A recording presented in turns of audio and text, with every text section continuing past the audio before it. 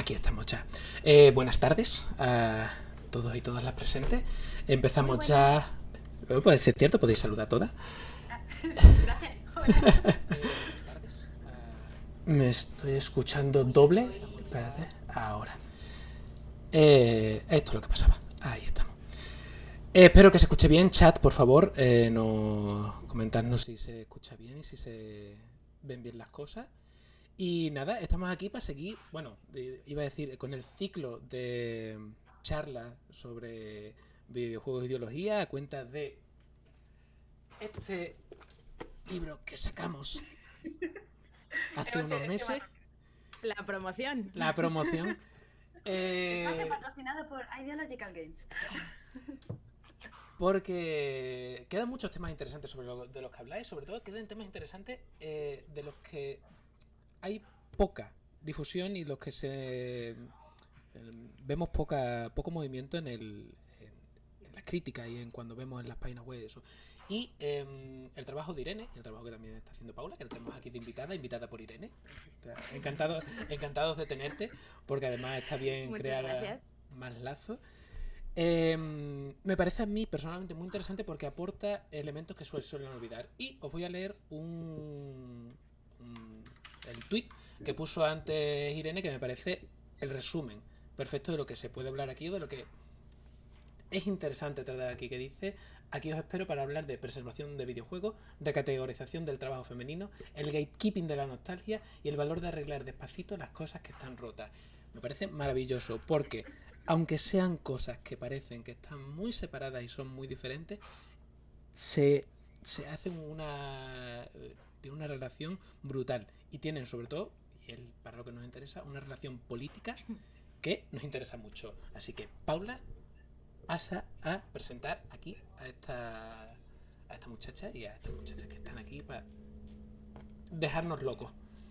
Bueno, pues en realidad yo voy a presentar a Irene porque a Paula la conozco, porque todo el mundo me habla de ella y como dicen en el chat, dicen, no hay sitio donde no aparezca Paula, es verdad.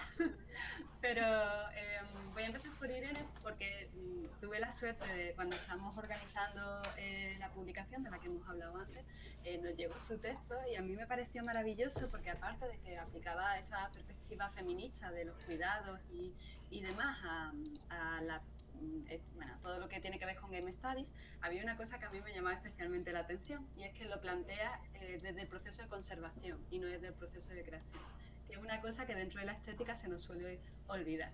Así que cuando la estaba leyendo yo la verdad que lo disfruté muchísimo y siempre que puedo recomiendo su texto, que luego tiene mucha vinculación también, y lo hablábamos antes de entrar en directo, con lo que ha escrito Paula, o sea que creo que la conversación va a dar pie a cosas muy bonitas. Y creo que nos abre la puerta a hablar de muchas cuestiones que más, y yo le decía a Antonio que era importante que hiciésemos esta charla en marzo, porque lo ideal hubiese sido que hubiese sido el día 8 de marzo, pero estábamos en otras cosas.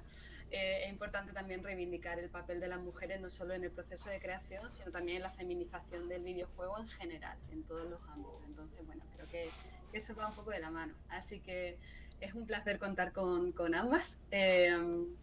Irene, yo sé que no está dedicándose ahora a esto específicamente, aunque sí, un poco sí, pero no. Sí, un poquito sí. Pero trabajando en la biblioteca. ¿Cómo es el puesto concreto en la biblioteca? Pues, sí, pues yo ahora mismo soy documentalista de registros sonoros en la Biblioteca Nacional. Estoy ahí con una beca haciendo un proyecto durante un año. Y bueno, sí que estoy ahí un poco metiendo la nariz en el tema de la preservación de videojuegos. Que, bueno, pues en el caso de la Biblioteca Nacional lo que se está haciendo es una preservación intelectual sobre todo, que, bueno, pues todo esto lo explicaremos ahora más adelante en qué consiste. Pero bueno, pues sí, yo soy documentalista audiovisual en general y ahora mismo pues sí, estoy ahí en la Biblioteca Nacional haciendo registros sonoros. Sí, y es un lujazo contar contigo para hablar también de cómo se hace en la teoría y en la práctica. Y bueno, de Paula ya digo que la conozco porque todo el mundo habla de ella de alguna manera u otra, porque el texto que escribió sobre feminización y de los videojuegos también, que publicaste con Anaís, ¿no fue? Sí. También ha tenido mucho recorrido y está en nuestro imaginario colectivo ya, forma parte necesaria de ese proceso de pensamiento. Y tú estás ahora escribiendo, en general, haciendo periodismo, ¿no? Relacionado Sí. con estas teorías. Sí, yo soy periodista, yo escribo de videojuegos en general, no escribo específicamente sobre feminismo, pero cuando se da la oportunidad y cuando algún tema me gusta en ese sentido, pues sí que intento hacerlo. Y estoy trabajando sobre todo en Eurogamer, tengo un programa de radio semanal en Aragón Radio que se llama Checkpoint, que hablamos todas las semanas de videojuegos desde una perspectiva un poco más rarita que nos gusta a nosotros, ¿no? Como enlazándonos lo más con el total de la cultura. Y en el podcast Anti-Hype, y hago pues un montón de cosas. Esto es una muy mala situación para mí, porque de repente tengo que decir en plan de, bueno, y estoy en la revista Manual y en la revista Break, y hago no sé qué, y hago no sé cuántas, entonces en la que me estoy tirando el pisto y no me gusta nada. Pero bueno, hay amplias posibilidades para acceder a mi trabajo. Supongo que puede ser una manera de decirlo. Afortunadamente. De hecho, recomendamos, ya que estamos aquí, seguidlas a las dos en el cartel que ha hecho Antonio, y aquí en la pantalla podéis ver sus cuentas, son Chica Mordo y Cecilia, si queréis seguirlas para seguir su trabajo también. Y claro, es que al final... Pero hay una cosa que me resulta muy interesante, si queréis podemos empezar por ahí, de lo que has comentado, Paula, es precisamente eso de... yo no escribo específicamente sobre feminismo, pero de vez en cuando sí que doy esa vertiente. Porque creo que... Si me deja Antonio hacer esta pregunta para empezar, antes de empezar a jugar, Sí. ¿te parece bien? No, bueno, tenía preparado, porque suponía que iba a salir en algún momento esto. Una batería así de diferentes juegos de los que se ha hablado, tanto en los artículos de una como de otra, que van, ahí tenéis Neopets, los de Barbie, ese tipo de cosas. Que bueno, que los dejáis de fondo mientras estamos hablando, y ahora ya empezamos con lo otro. Así que sí, adelante. Ah, genial, mira. No, pues iba a preguntar precisamente por eso, porque además creo que es una cuestión que a mí también me toca bastante de cerca, porque en cuanto empiezas a trabajar sobre el ámbito de los videojuegos, y siendo mujer y siendo joven, directamente te vinculan con la reflexión feminista sobre videojuegos y conoces una perspectiva de género. Y lo que me gusta de vuestro trabajo y lo que hace que me sienta interpelada por él es que no solo el feminismo no es solo la temática que trabajáis, sino un eje vertebrador de vuestro planteamiento. O sea, claro, incluso si no estáis escribiendo sobre feminismo, estáis haciéndolo desde una perspectiva feminista, por lo menos yo lo entiendo así. Entonces, claro, ¿qué significa para vosotras escribir sobre videojuegos desde esa perspectiva? Para mí, o sea, yo entiendo que incluso a veces se puede malentender o entender mal a propósito que yo reniego del feminismo como parte de mi trabajo. Creo que esto no es el caso, ¿vale? El feminismo es una parte de mi vida que está ahí y que se aplica a absolutamente todo lo que hago y todo lo que consumo culturalmente. Entonces, para mí es imposible no ver los videojuegos desde una perspectiva feminista, y si yo tengo que hacer una crítica de un juego, creo que evidentemente el feminismo va a ser una parte importante. Pero sí que es verdad que de un tiempo a esta parte he estado centrándome menos en los textos exclusivamente sobre feminismo, porque me parece que hay un problema en el cual, cuando eres una mujer en un campo muy masculinizado, la gente tiende a querer tu opinión para cosas sobre mujeres y no querer tu opinión para el resto de cosas. Claro. Entonces es lo típico de que cuando invitan a un compañero a una charla, lo invitan a hablar del tema que más le gusta, o el tema que más le interesa, o el tema del que más sabe, ya me invitan a hablar del papel de la mujer en la industria.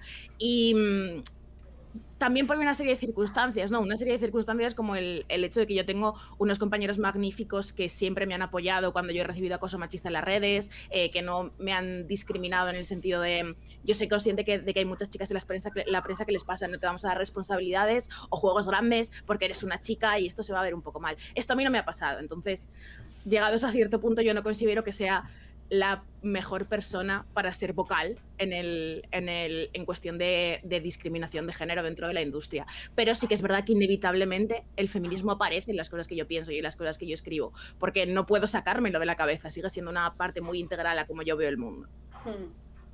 Claro. Irene, ¿y tú más o menos igual? Sí, en mi caso ha sido un poco lo mismo. Yo, por ejemplo, cuando me planteé el tema del capítulo de Ideological, cuando vi el Call for Papers, yo en primer momento pensé hacerlo simplemente sobre el tema de la conservación, que ya de por sí, pues, incluso sin hacer como más evidente la parte de la perspectiva de género, ya era un tema que llevaba consigo pues una cierta ideología, porque evidentemente en el momento en el que hay alguien que decide qué es lo que se conserva y lo que no, es que eso es brutal dentro de lo que, pues para lo que es toda la investigación y todo, el hecho de que hay unas cosas que sí que se puedan acceder, otras cosas a las que no se puede acceder, pues evidentemente eso ya tiene una vertiente ideológica brutal. Pero es que, por ejemplo, en este caso, cuando yo hice mi TFM, que lo hice sobre la conservación en Nintendo, es que lo veía todo el tiempo, lo veía constantemente, incluso sin estar haciendo la investigación sobre ese tema en concreto, yo veía todo el tiempo lo que pasaba, y es que efectivamente la falta de mujeres que había en el campo y la perspectiva de género que había es que era nula, y se notaba muchísimo el momento en el que intentabas investigar un poco sobre el asunto, porque es que realmente no había absolutamente nada, como Paula luego vio también en su artículo, porque hay, digamos, que las personas que se han dedicado sobre todo a hacer pues esa preservación del campo, pues no han tenido en mente ese tipo de cosas.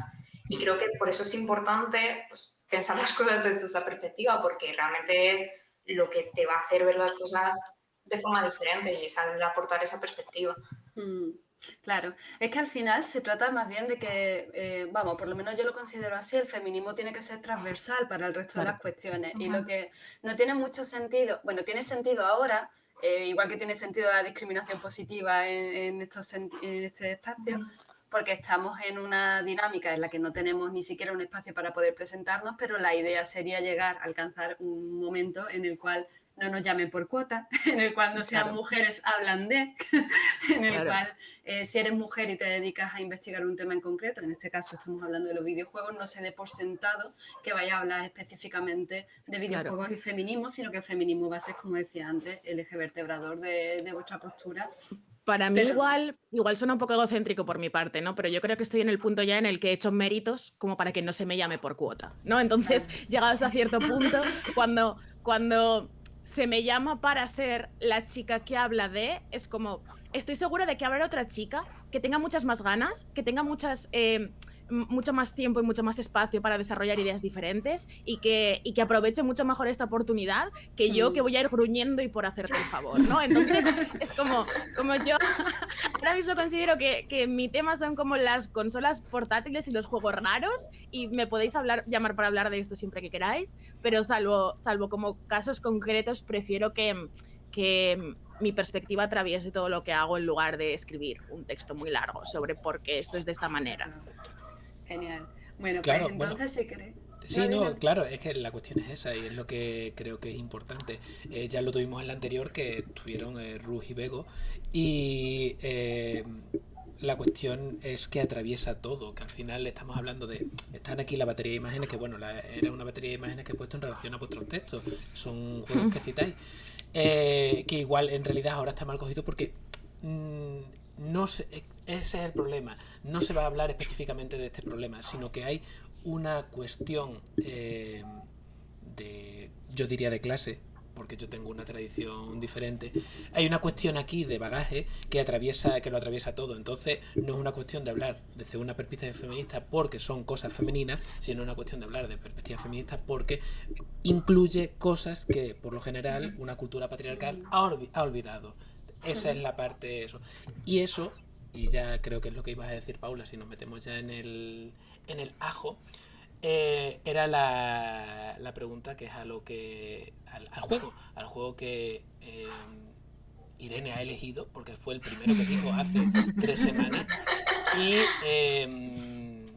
precisamente sería bueno, Antonio, ahora, al contrario, sería bueno que ella ahora mismo nos comentara por qué. Ahora decidme también si se escucha bien el juego en chat. Irene, ¿por qué Assemble with Care? Bueno, pues a mí una de las cosas que me gustó del juego para hablar de este tema es el hecho de que el juego sea rosa como sin ninguna vergüenza.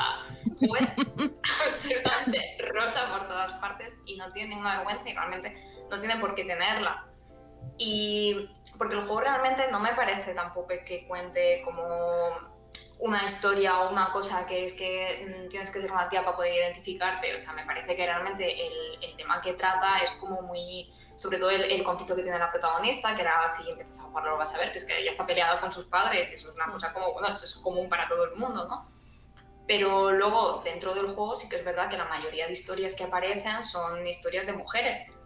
Y eso pues me pareció bastante guay. Y luego, por otro lado, y es lo que más representativo me pareció, es que los personajes de este juego están como muy aferrados a una serie de objetos, unos objetos materiales, a los que les han atrevido un valor que es absolutamente personal. Tú cuando ves el objeto es totalmente descontextualizado.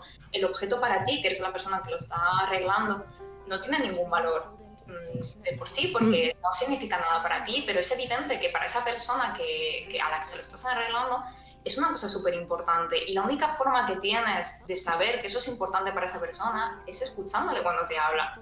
Porque para ti el objeto no significa nada, pero esa persona te va a contar una historia y te va a decir, pues mira, esto es importante para mí por esto. Y me parece súper importante porque es precisamente, y es de lo que habla mi capítulo, eso es lo que ha faltado a alguien que nos haya preguntado, ¿y para ti qué ha sido lo importante? Porque eso es lo que no ha ocurrido, no nos han preguntado para ti qué ha sido lo importante, y eso ha hecho que nuestros objetos no los arregle nadie. Y ha habido un momento en el que nos hemos dado cuenta de que a nosotras en algún punto nos han arrebatado las herramientas para poder arreglarlo nosotras mismas.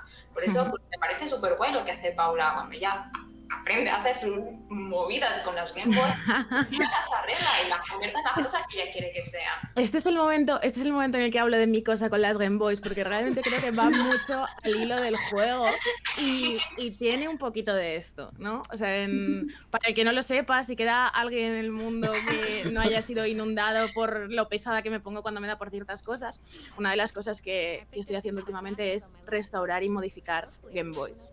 Hay muchos motivos por los cuales la gente restaura Game Boys, ¿vale? Yo siempre defiendo que son muy buenos cacharros. Son cacharros que no se rompen ni aunque les pase un tren por encima. Son consolas como muy portátiles, que funcionan con pilas, que tienen como juegos muy inmediatos y tal. Pero el cariño especial que yo le tengo a la Game Boy, como muchas otras chicas, y el hecho de que haya tantas mujeres en la comunidad de modificación de Game Boys me lo ha demostrado, es porque fue una consola muy masificada que tenía un sesgo de género mucho menor en cuanto a que estaba enfocada no solo a niños, sino al público general. Fueran niños, fueran adultos, fueran niñas, fueran personas de la tercera edad. Era como... era una consola que se vendía queriendo venderse a todo el mundo. Y como tal fue puerta de entrada de muchas de nosotras que a lo mejor... Mi primera consola, una Game Boy. Claro, la mía fue una Game Boy también. Y quizás... una cosa que me parece importante de la Game Boy es que es una consola portátil. Muchas de nosotras a lo mejor no teníamos un espacio para jugar, no teníamos una televisión que podríamos utilizar para jugar. Nuestro entorno no estaba dispuesto a dar el paso de comprarnos una consola muy cara que además hay que enchufar a la tele para no sé qué. Pero la Game Boy es autocontenida. Es democrática en cuanto a que lo único que necesitas para jugarla es gastarte 130 euros de ahora, que eran tantas pesetas de ese momento, ¿no? Entonces creo que fue una consola muy importante para las mujeres que empezábamos a jugar videojuegos, y yo personalmente restaurándolas me estoy haciendo un poco de paces con ese pasado. O sea, en la primera Game Boy Advance que yo monté, yo la probé poniendo Hamtaro Ham Games, ¿vale? Que es un juego... Un juegazo. Que es un juegazo, sí, ¿vale? Totalmente. Que para mí y para otras tantas chicas es absolutamente idiosincrático de nuestra infancia, pero que cuando hablo de él en entornos más masculinizados es como, ¿qué juego es ese? Sí. Es rollo, ¿de qué hablas? Y es en plan, Hamtaro Ham Games y Hamtaro Ham Hairbreak, la sensación entre las niñas de 10 años que nacieron en el 94. Pero claro, esto no es de culto de esa manera. Sí. A mí me pasa que soy un poco más mayor y entonces... Claro. O sea, me he sentido mal por un momento en plan de... No, a ver, es totalmente generacional. Sí, Rollo, sí. lo entiendo perfectamente. O sea, yo tampoco me controlo todos los juegos que les gustan ahora a las niñas que estén jugando juegos ahora.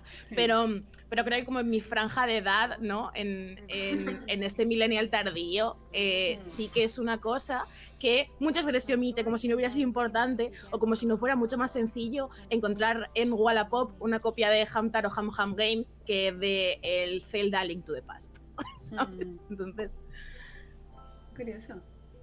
La verdad es que para mí, incluso lo de la Game Boy fue como un gesto de... Porque claro, en mi espacio teníamos mi hermano y yo, que éramos los que jugábamos. Él era el niño, entonces él tenía acceso a la consola, claro. y yo era como secundaria, entre comillas, y solo... no es que no me permitiesen jugar, sino que al final la dinámica a la que llegamos era mucho más de que yo era observadora de la mayoría de los procesos y solo tomaba un rol activo cuando a él no le interesaba jugar. Claro, sí. Véase con los chocobos del Final Fantasy, que es una cosa que... Un error que no te interesen los chocobos del Final Fantasy, por otro lado. Yo creo que sí le interesaba, pero en ese error. momento ya fue como, venga, Paula, o con lo del Final Fantasy 9, lo de comer ranas con quina y ese tipo de minijuegos que eran como secundarios, y entonces ahí sí que me dejaban jugar. Pero por norma general no se me permitía, y solo cuando él estaba jugando a la consola grande era cuando yo podía coger la Game Boy. Y fue llamativo como cuando ya me hice más mayor y eso, con el tema de viajar bastante, pues yo soy de Granada pero vivo en Sevilla, yo quería la Game Boy, que era de los dos, para poder jugar en el viaje y recuperar así un poco la infancia perdida. Estamos hablando a lo mejor de hace 10 años, una cosa así. Y cuando me la negó, me pareció como que me pareció mucho más relevante de lo que realmente era ese valor emocional del que está hablando Irene, que era como, tío, durante toda la infancia has tenido tú un privilegio aquí de acceso a los videojuegos, y ahora que ni siquiera la utilizas y que estoy reclamando este pequeño espacio de juego en el tiempo del tren, tampoco es para mí. Y mira que tenía el Donkey Kong este horrible, que era la primera. O sea la cosa de la Game Boy es que creo que para muchos accidentalmente, o sea, quiero decir, analogía chusca, ¿vale? Pero muchas no teníamos una habitación propia y la Game Boy abolió la necesidad de que la tuviéramos. Es como, da igual, no necesitas tu espacio, no necesitas reivindicarte aquí como persona, puedes jugar en el tu espacio es este, claro, y ya el está, espacio es no literalmente necesito... este y lo tienes en las manos. Y probablemente, si no fuera por las consolas portátiles, y por lo que me da lástima que las consolas portátiles ya no se hagan como se hacían antes, si no fuera por las consolas portátiles, yo no sería periodista de videojuegos. O sea, yo no hubiera tenido acceso a la inmensa mayoría de cosas que son mi bagaje cultural en ese sentido. Claro.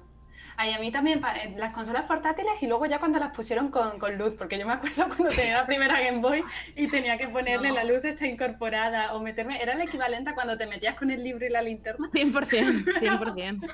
De nuestro tiempo. Eso es lo que hace a la Paula, les pone la pantalla retroiluminada, que está genial eso. Hacen magia, no sé si tiene, sí, ahora esto es magia. Ay, qué bonito. Es una pasada. Ahora ya no hace falta como meterse en sitios raros para jugar a la consola. Esto lo hubiera agradecido yo cuando tenía 10 años. Yo me acuerdo concretamente del mítico que vas en el coche y solo hay luz de vez en cuando pasas por una farola. Y entonces estás como así, tirándote, en plan, ay, que no cazo ese Pokémon porque no veo.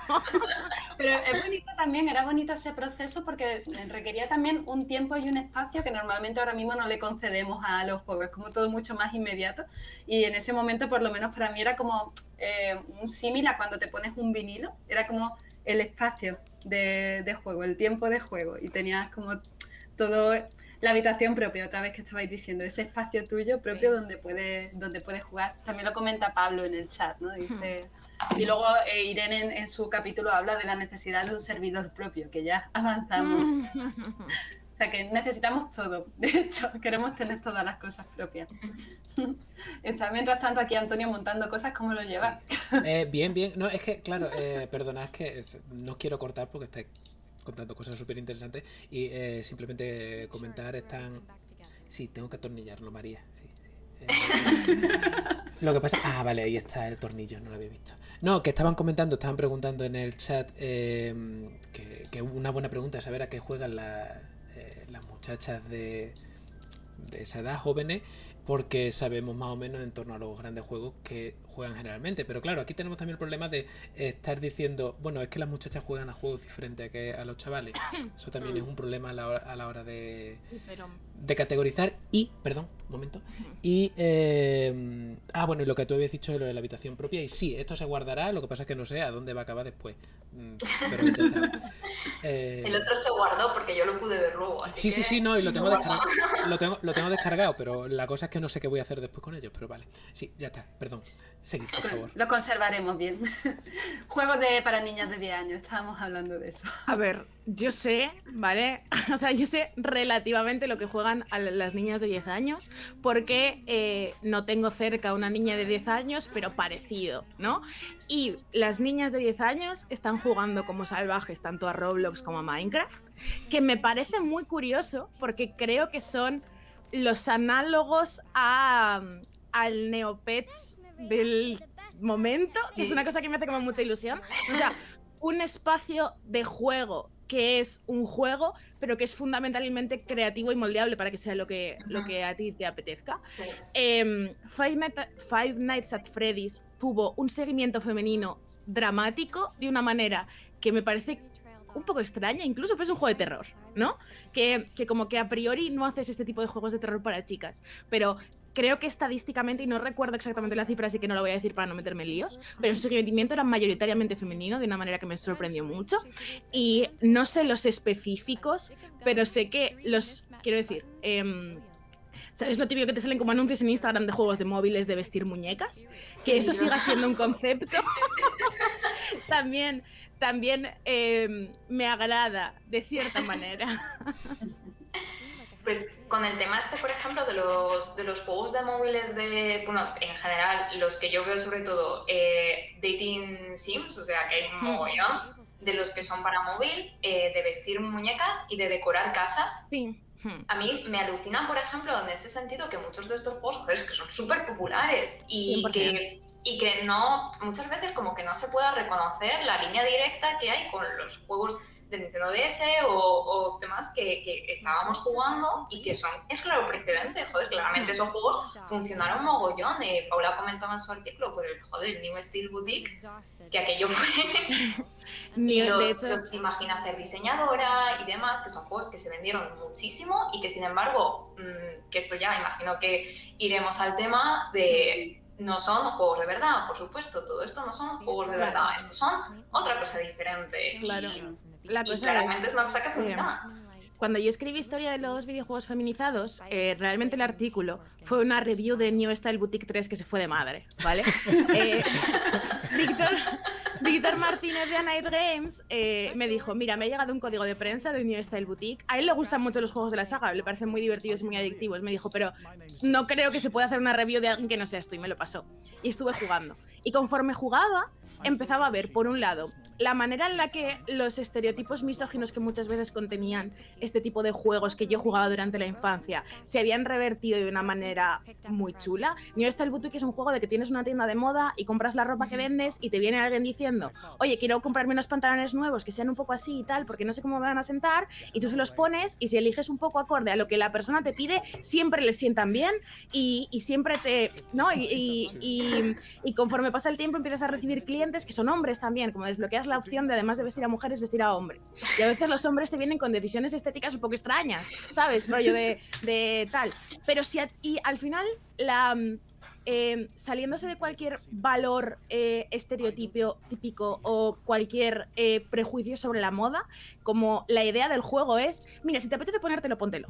Tú sabrás, ¿sabes? Te queda guay, si te gusta, te va a sentar bien. Y me pareció como tan positivo comparativamente. Y entonces lo que me pasó con New Style Boutique es que yo esto lo retrotraía a el juego con mayúsculas para mí dentro de la tradición de los videojuegos para chicas, que es Barbie diseñadora de moda.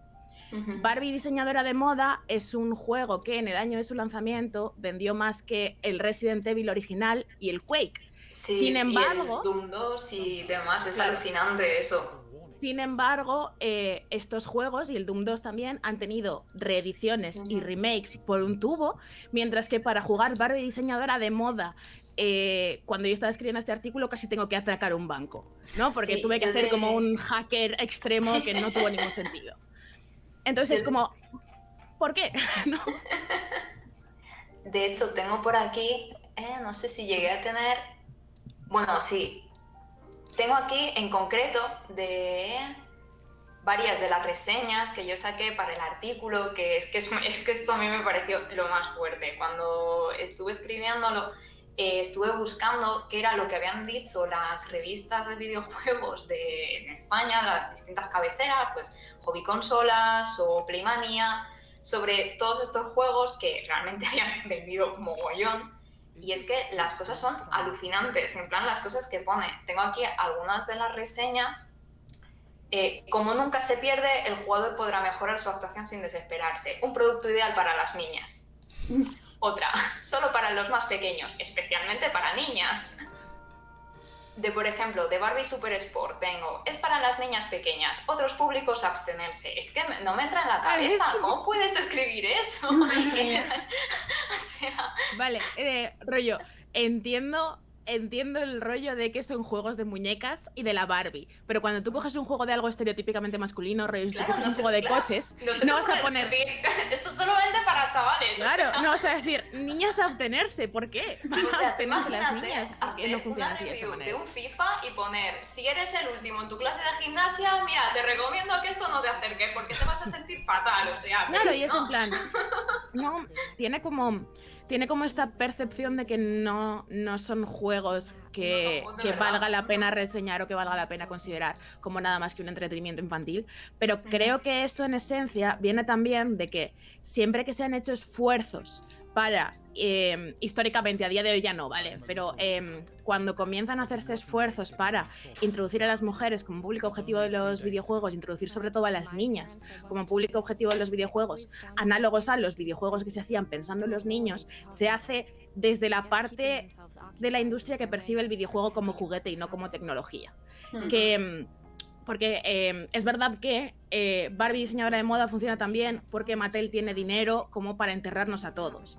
Pero también es verdad que las consolas que se feminizaron en ese sentido, que presentaron versiones rosificadas, todos estos intentos de hacer videojuegos con protagonistas femeninas, vinieron de empresas que o se centraban en juguetes o en ese momento querían centrarse en juguetes. Entonces, a la hora de percibirlos por parte del público, nunca se han tomado en serio por machismo, pero también porque las únicas personas que se tomaron en serio que las mujeres también podían jugar a videojuegos fueron las que ya veían que los juguetes para niñas de hecho sí tenían un campo y un público y un éxito. Claro, y es que esto entronca con un debate que ya hemos planteado, lo hablamos también en la sesión anterior, con el tema de que, y lo hemos también hablado Antonio y yo en alguna entrevista que nos han hecho, de que hay categorías de videojuegos y parece que hay unos juegos que sí son juegos, que sí se interpretan como tal, pero luego la inmensa mayoría de los juegos a los que juega la gente no son considerados videojuegos y la gente a la que juega esos juegos no son considerados gamers. Sin embargo, el público, que creo que Antonio daba las cifras en alguna charla, que el público objetivo había aumentado, eran mujeres con una edad relativamente alta, y estamos hablando de videojuegos como apalabrados y cosas así que no se suelen considerar como parte de la industria del videojuego. Sí, yo de hecho en el capítulo tengo unos datos, creo que son de 2017, que fue cuando lo escribí, de la ESA, que es que la jugadora media tiene 44 años, y claramente eso es un resultado de que cuando se hacen estas encuestas y las personas les preguntan, ¿juegas a videojuegos? Es que el Candy Crush es un videojuego, joder. Claro. Es que a quien le pese a quien le pese, pues es que es la verdad, ¿qué vas a hacer? Y ahí es donde entra en juego toda esta recategorización en la que, vale, las mujeres juegan a videojuegos, vale, sí, pero es que los videojuegos para móviles no son videojuegos. Las mujeres solo juegan a videojuegos, pero es que no juegan el tiempo suficiente como para que se las considere gamers. Las mujeres juegan a videojuegos, pero...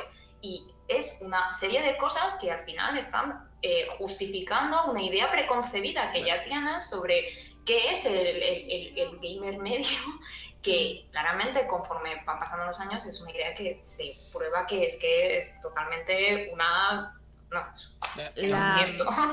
Es un poco una cuestión también de sesgo demográfico. Están comentando aquí en el chat, comentan Ujú. sobre el sesgo de género.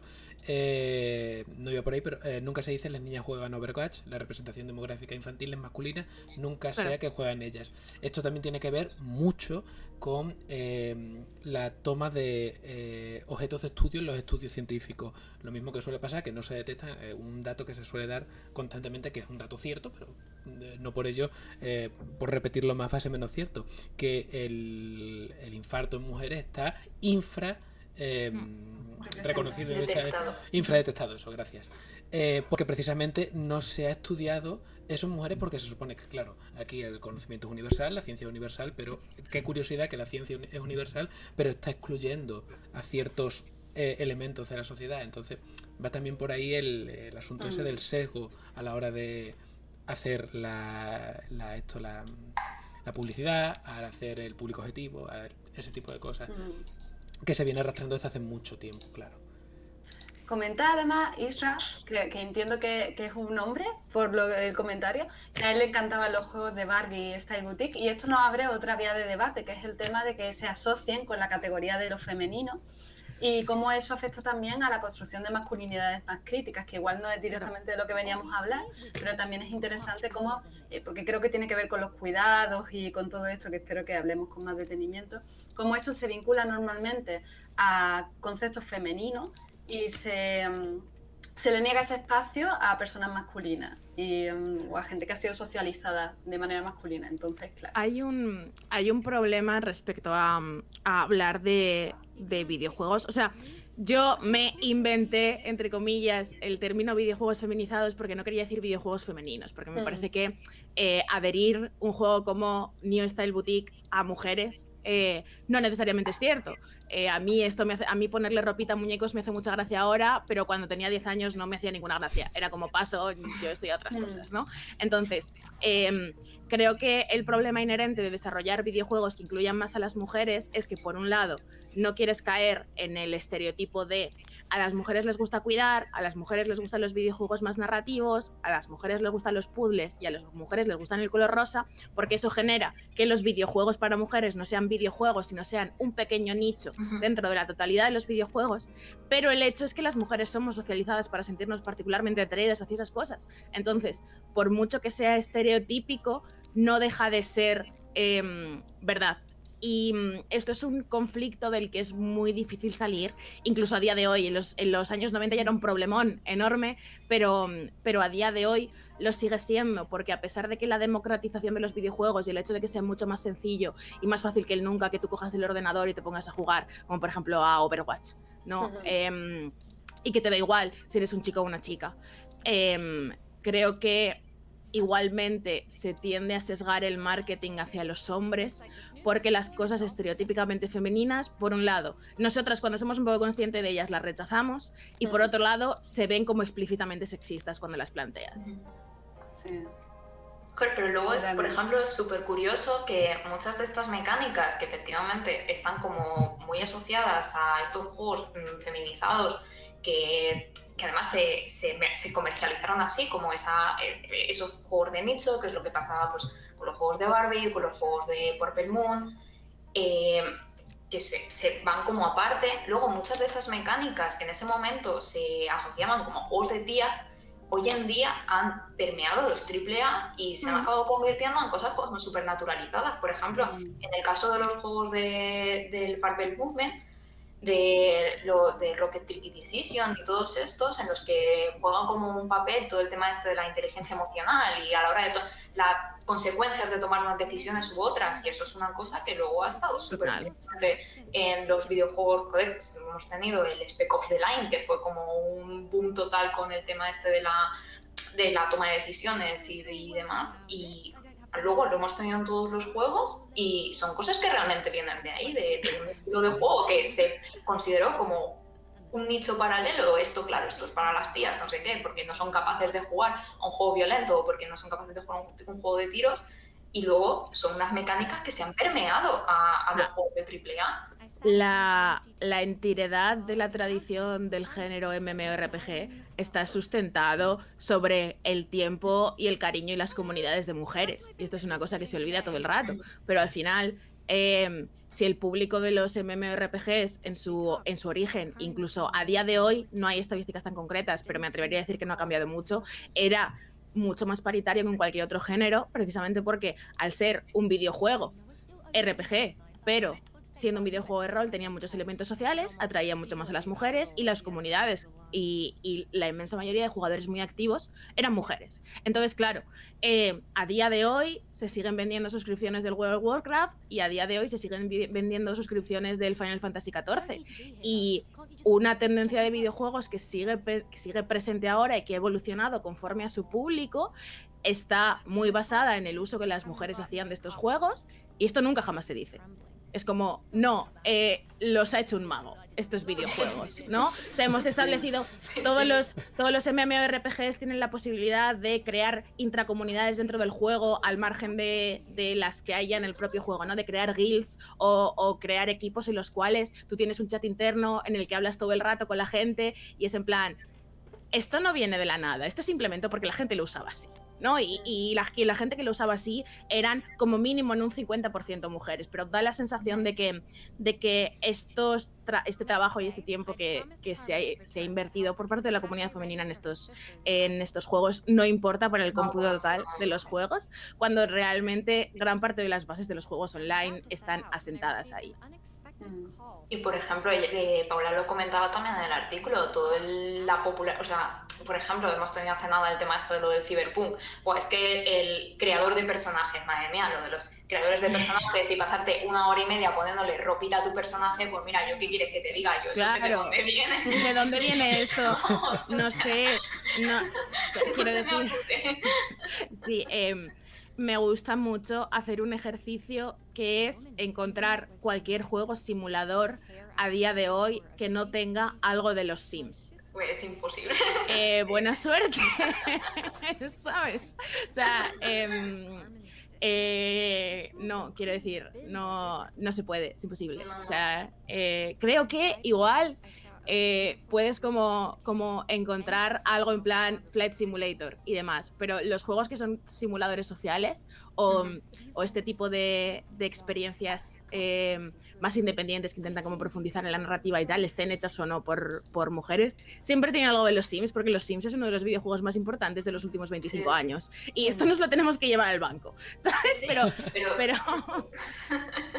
Y es un juego que siempre ha sido lo mismo. Ah, bueno, es que si los Sims no cuentan como juego, los Sims no son un juego. Eso ha sido ha sido un mantra que se ha repetido hasta la saciedad. Lo de tener que escuchar, no, es que los Sims, claro, no son un juego de verdad. Los Sims son, pues eso, pues otra cosa. Bueno, pues nada, pues son otra cosa. Si siempre van a estar en otra categoría, eso es lo que los saca de la historia canónica.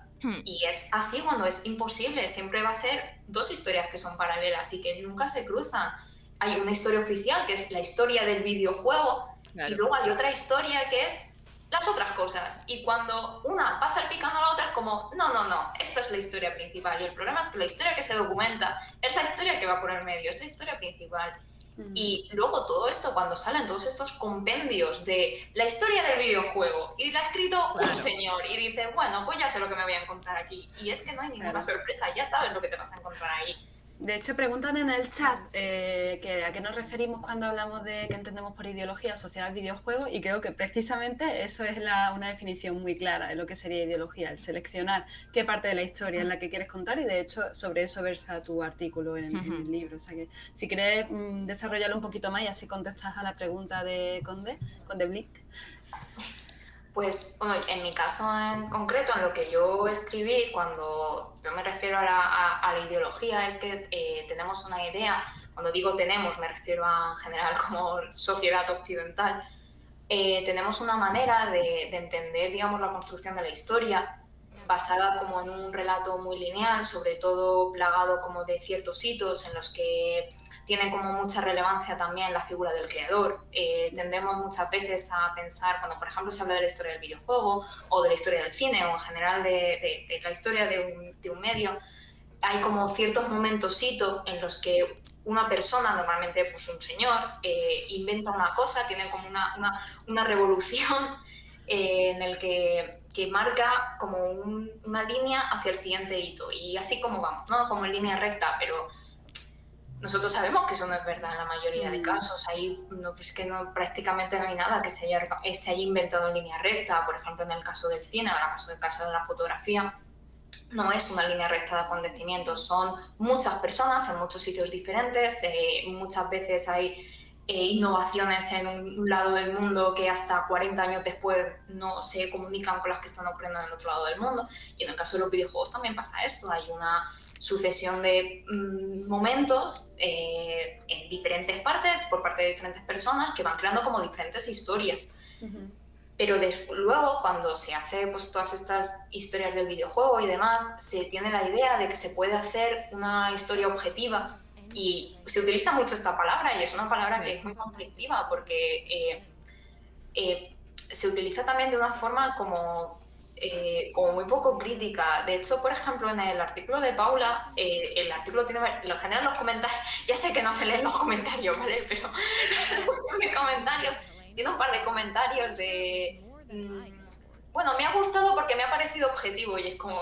No es, claro como... que no es objetivo, eso es una tontería, porque todo tiene ideología y todos escribimos de una Claro, o sea, es imposible que sea objetivo en el momento en el que yo estoy narrativizando una serie de hechos históricos a través del sesgo de los que a mí me parecen relevantes. Claro, entonces es en plan...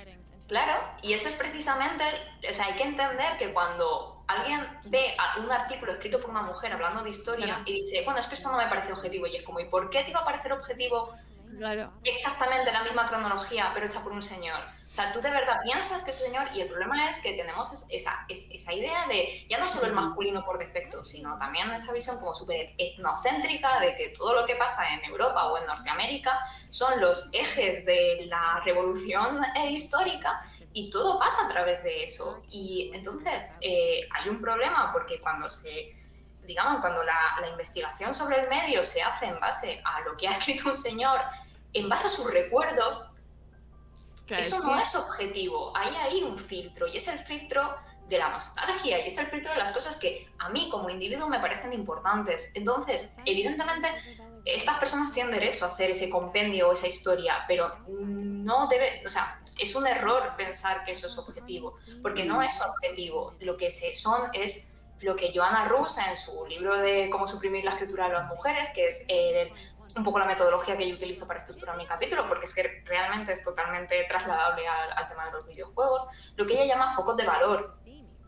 Hay que entender eso, hay un foco de valor que pone un individuo a la hora de contar una historia, y hay que ser responsable de ese foco de valor. No se trata de asignar arbitrariamente el valor a las cosas, es decir, bueno, esto es importante porque yo lo digo o porque lo dice otra persona, sino de ser responsable.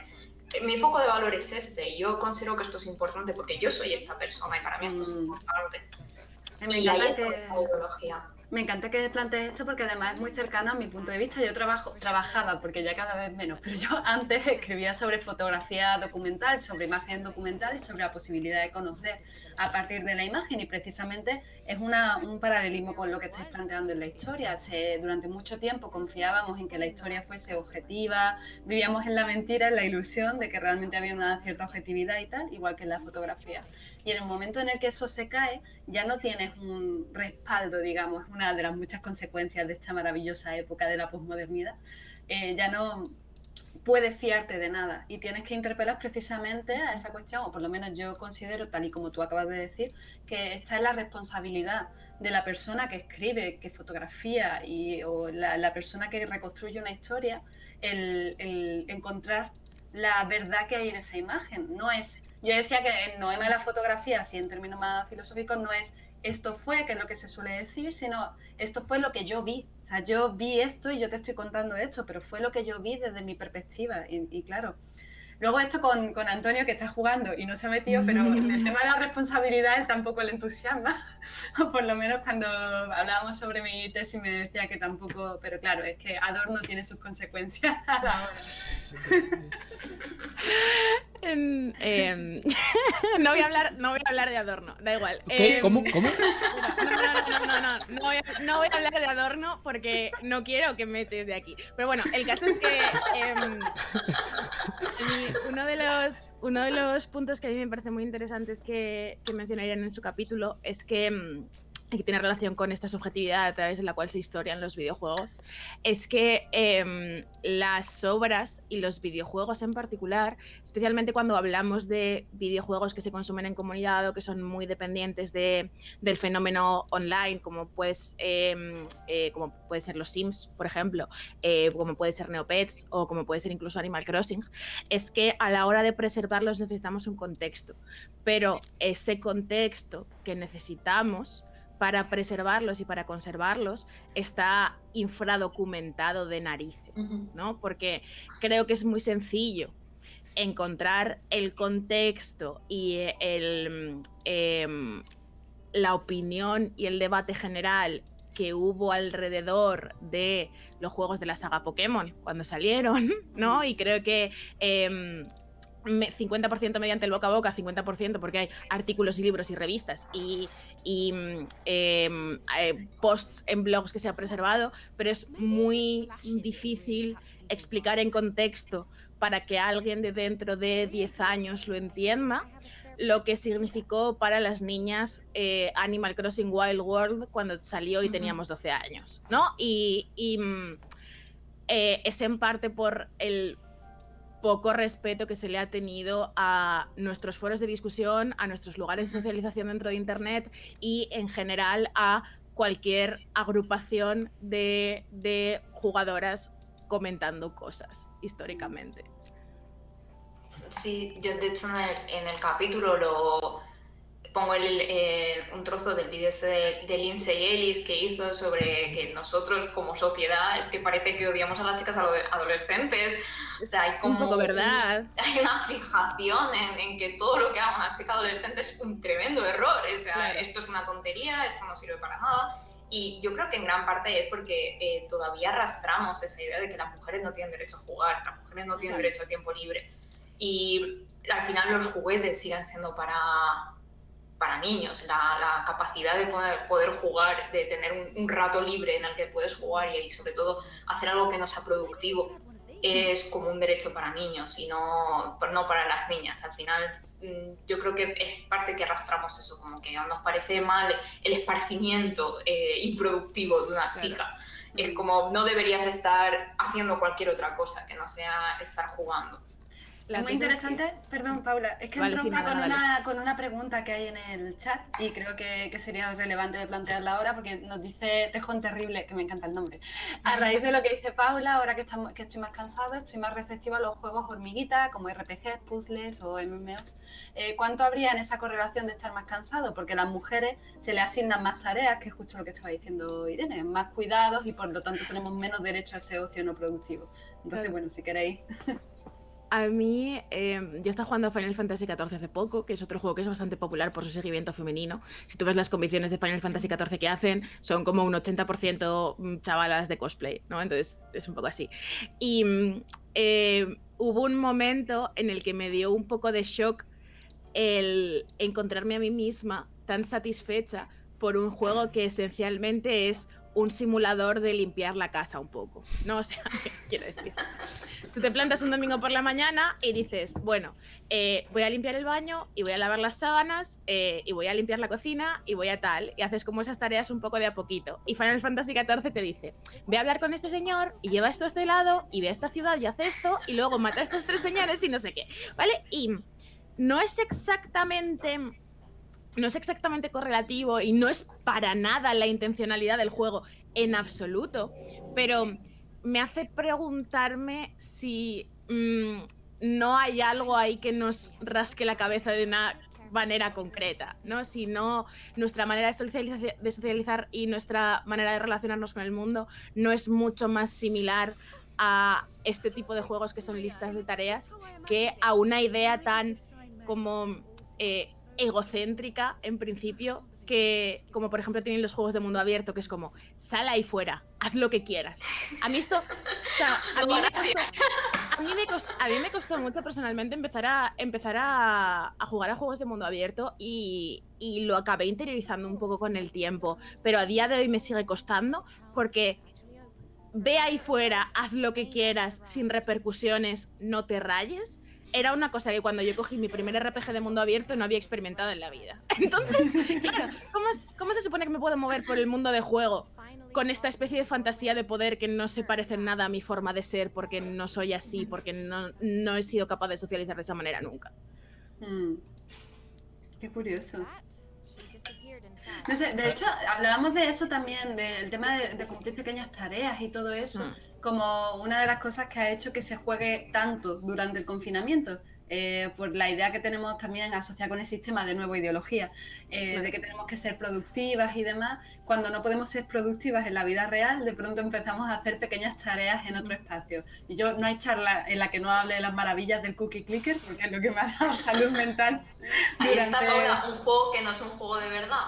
Claro, es un juego que es un juego de mentira. Que no es un juego de verdad, es un juego de mentira. Sí. Engancha como un juego de mentira. Sí, claro, o sea tú al Cookie Clicker puedes estar enganchado el tiempo suficiente como para sacarte 2 licenciaturas, pero no es un juego de verdad, o sea, no te da igual. Sí, totalmente. Pero claro, al final también eso entronca con otra cosa que habían comentado, porque estaban hablando también del Animal Crossing, si mal no recuerdo, por aquí arriba. Y con todos estos juegos los que hemos jugado durante el confinamiento, para ayudarnos un poco a conciliar con esa idea de no estar siendo productivos. Y creo que puede ser interesante también que lo planteéis, porque no sé hasta qué punto ahí también podemos vincularlo con lo que estaba diciendo Irene al principio, ¿no? De que nosotras realmente no tenemos derecho a ese espacio, a ese tipo de ocio, nos sentimos culpables. Yo me suelo sentir muy culpable cuando no estoy haciendo cosas, y de hecho me he sentido muy reconocida con cómo se ha presentado Paula, que es como que en realidad es que como nos sentimos mal cuando paramos. Y de pronto, o por ejemplo, cuando yo empecé a investigar sobre videojuegos, fue la excusa perfecta para poder jugar sin sentirme culpable. Claro. Porque no lo estaba haciendo por trabajo. Secretamente por eso trabajo de esto. O sea, no, pero sí que es verdad que hay un poco de... O sea, cuando la gente me dice que estoy en todos lados y eso, y te digo que en qué medios trabajo y tengo que listar una lista enorme y tal. No, o sea, no sé decir cuánto de esto soy yo y la personalidad que yo tengo y la manera en la que no sé hacer nada a medias y si me meto en algo me meto de cabeza, y cuánto es la cantidad de esfuerzo que tiene que hacer una mujer para ponerse en el mismo lugar que un pavo escribiendo 2 textos en este medio, ¿no? O sea, yo hago todas estas cosas un poco de pasión genuina, eso sí eso sí lo puedo garantizar, pero me pregunto si tuviera el rédito social de un hombre haciendo mucho menos, ¿haría tantas cosas? Porque no los tengo tan claro realmente. O sea, hay días en los que pienso, buah, sí, seguro, y si fuera un pavo y la gente me bailase el agua con que hiciera 2 tontadas, seguro que haría el triple de cosas porque no sé qué, y a veces pienso, igual no, igual estaría durmiendo la siesta. No, pero bueno, nunca lo sabremos. No sé. A mí me resulta interesante cómo dentro de esta sala al final estamos reconociendo cómo nos negamos a nosotras mismas el ocio no productivo. Sí, pero todo el rato. Que es otra consecuencia más y es un tema recurrente. Creo que eso es un poco capitalismo también, en general. Y creo que es una cosa también... O sea, creo que es donde el sesgo de género intersecciona con el de clase muy fuerte, porque creo que si yo hubiera nacido persona de clase acomodada me daría igual, ¿no? Pero hay ahí como un cruce de movidas muy complejo. El tiempo libre solo es para los señores y para los ricos. Claro. Entonces, las personas que pueden tener tiempo libre. Y eso, ahora que está Antonio jugando y lo estoy viendo, el tomarse el tiempo para... Mira, justo está construyendo Estaba esperando a que saliera, lo he visto antes y he dicho, creo que va a venir ahora cuando la consola. Si algo falla en una Game Boy, siempre son los condensadores. Esto es una lección de vida que os voy a dar, porque es que son siempre los condensadores.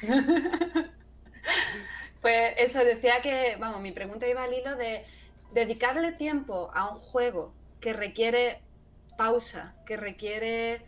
o sea, este tipo de juego no es un juego de acción en el cual simulamos a lo mejor las emociones que no podemos tener en otro espacio, sino que estamos pausando un poco el tiempo y estamos siendo no productivos como muy conscientemente y dedicándole ese tiempo al ocio y tal. Y aquí, además, a los cuidados, que es algo que normalmente no se pone, no se valora como parte de nuestra vida. Y a mí, por ejemplo, me preocupa mucho que yo cuando hago el listado de todas las cosas que hago, siempre pienso que hay una parte muy importante que dedico todos los días a cuidar a mi gente. Claro. A escribirle a mis amigas, a ver cómo están, a ver cómo tal. Y luego cuando veo a esos chavales que comentabais vosotras, que publican muchísimo, que tienen tiempo para todo y tal, pienso, ¿pero cuándo cuidan? O sea, esta gente es padre, esta gente tiene amigos. Cuando, si le llamo a un amigo porque tiene un problema, ¿dejan las cosas como las dejo yo un poco porque lo importante en ese momento es cuidar o no?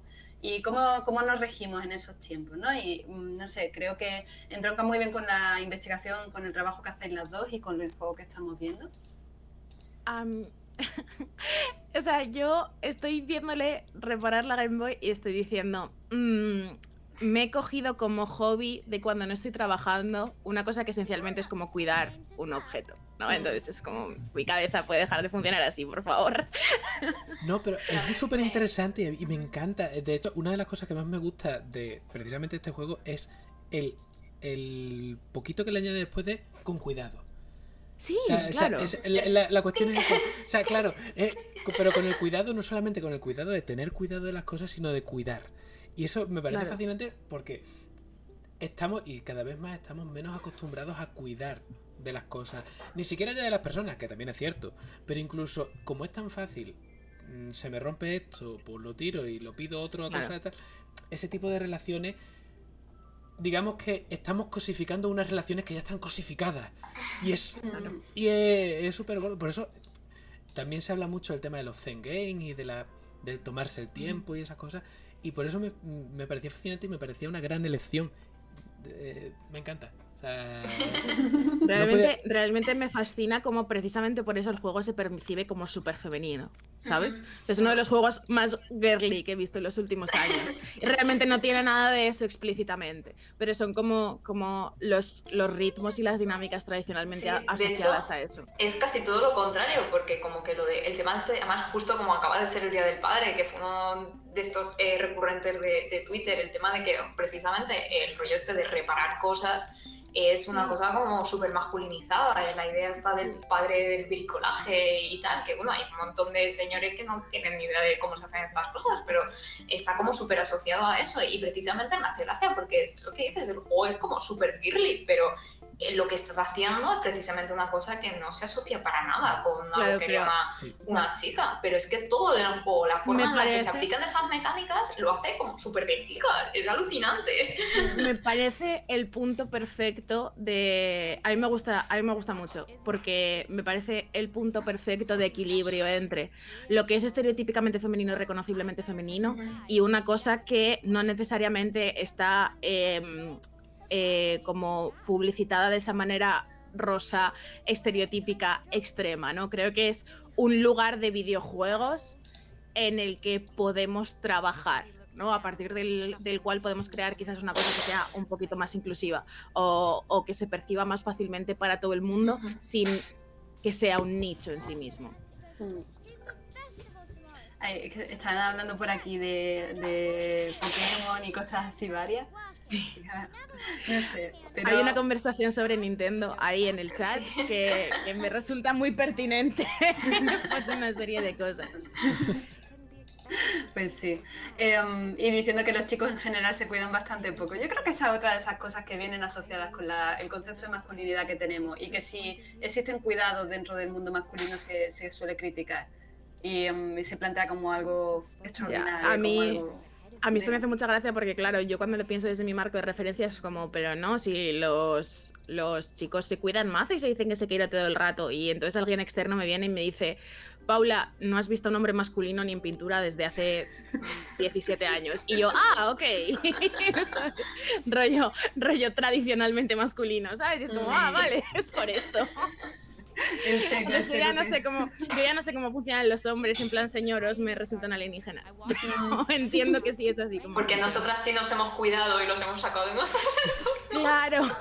Claro, estos son mis cuidados. Sí, cuidados son, entiende, a mí no me... Uf. Pero mencionaban en el chat que Iwata cambió el nombre de la Game Boy precisamente porque sentía que el nombre era poco inclusivo de las mujeres y como que querían enfocar a marketing, o sea, enfocar en cuestión de marketing la consola a todo el mundo.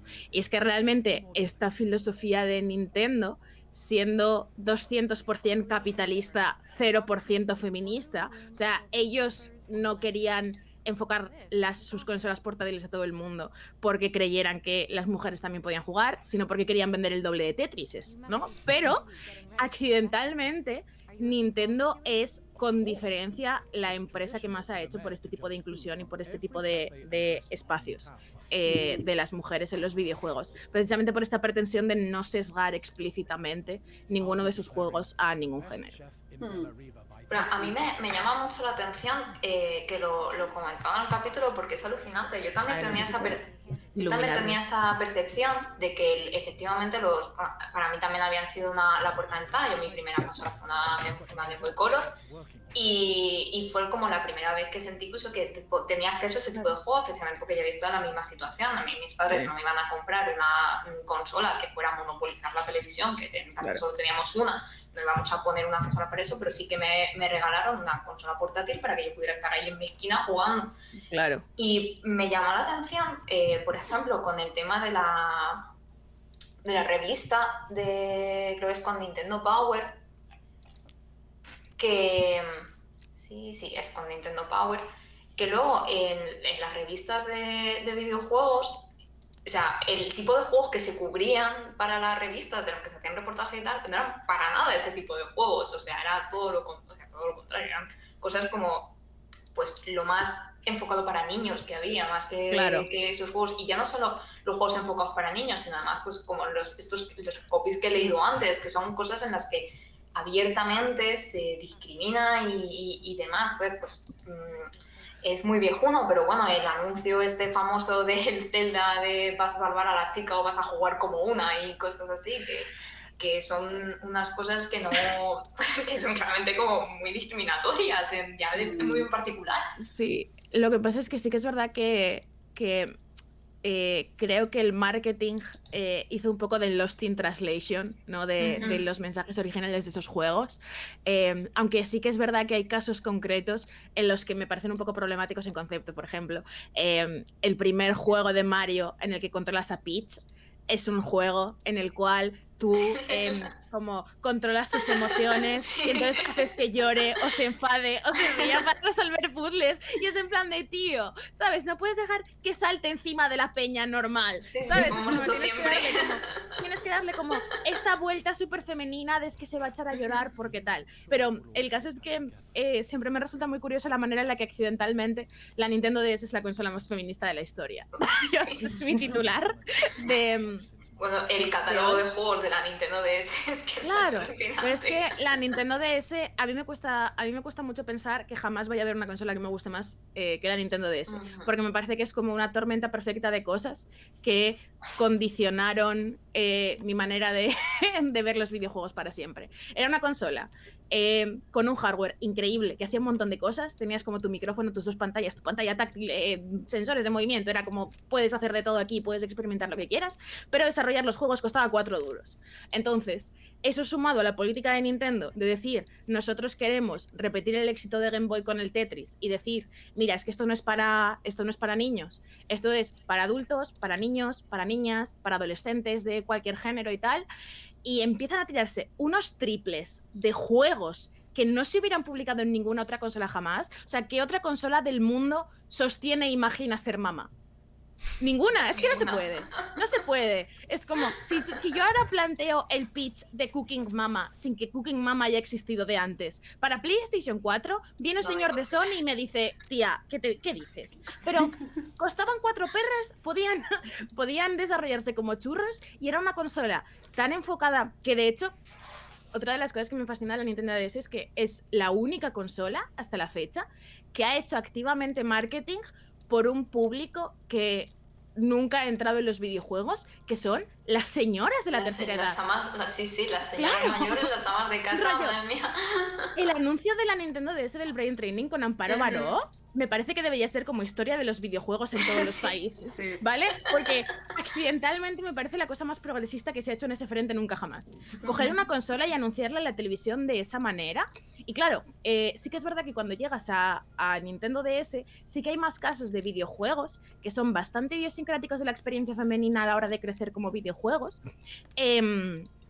Pero que están más respetados en general, precisamente por ese juego de marketing que hizo que no se presentasen como juegos para chicas, ¿no? Como por ejemplo Nintendogs. Nintendogs es un juego que además de un hito técnico que no te lo crees, o sea, que quepa Nintendogs en esa consola no tiene ningún sentido, es un juego que tiene un marketing súper neutro. Es como a todo el mundo le gustan los perritos. Vamos para adelante. Y de ahí llegas, o sea, acaba siendo como uno de los juegos infantiles más respetados, realmente, en ese sentido. Y es precisamente porque su presentación al exterior es lo neutro, extremo. Sí. Ay, es que estoy pensando, claro, en todos esos juegos y en cómo ha ido cambiando, y estaba pensando ahora mismo en cómo mi padre, que nunca jugó a nada porque es de otra generación y demás, durante el confinamiento se enganchó con mi hermana a jugar a la DS porque estaban con el profesor Clayton y este tipo de cosas, y es verdad que es que claro, ha copado un público que parecía impensable, no sé, que maravilloso. Dice Pablo que su madre se compró la DS después de toda la vida previendo entrar a una consola. Es verdad, claro, que llega más gente. El Brain Training, o sea, el Brain Training, el Nintendogs y Profesor Layton es como, mira, a todo el mundo le gustan los perros, a todo el mundo le gustan los puzzles y a todo el mundo le gustan los sudokus. Así que te lo vas a comer. Creo que es como... Pero realmente... La pregunta es ¿por qué esto ya no nos parece una manera válida de hacer videojuegos?